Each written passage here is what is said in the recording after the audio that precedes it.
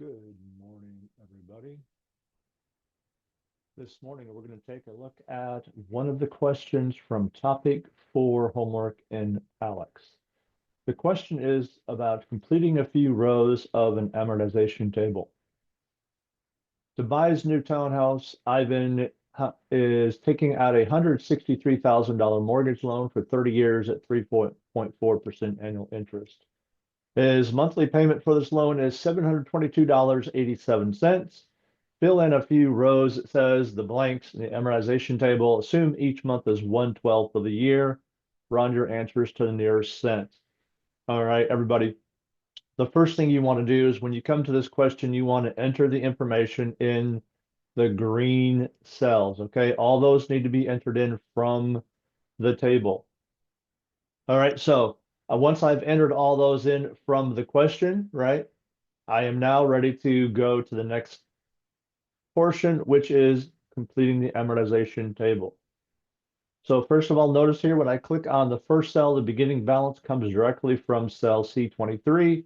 So if I change that, the whole table will change. All right, next, the monthly payment also comes directly from the amount given to us in the homework question and will update automatically once entered in the green cell. The interest payment is our actual first calculation. So let's take a look at this and see what we're using. We are using the loan amount or the beginning balance in this case in cell B32.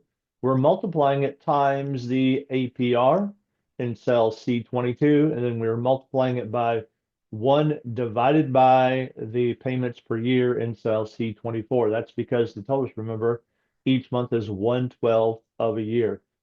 So once we've done that, we've calculated the interest. You may remember that as I equals PRT, principal times rate times time. The next formula for us to compute is the principal payment. And check out this as we click on this, you can see that simply the difference between the monthly payment and the amount that went on total interest. All right, that's the amount that goes on principal. So then what would our new loan balance be, everybody? It would be our beginning balance minus the amount just went on principal payment, and that would be our new loan balance. Once that occurs, that will automatically be transferred to cell B33, and we start the same process over again. The monthly payment is the same in this example. The interest paid is the same formula. I just copied it. Notice with me that I use the dollar signs to make an absolute value, right, to lock it in place so it won't shift down. So the next formula is the same as well, and F33 is exactly the same as well.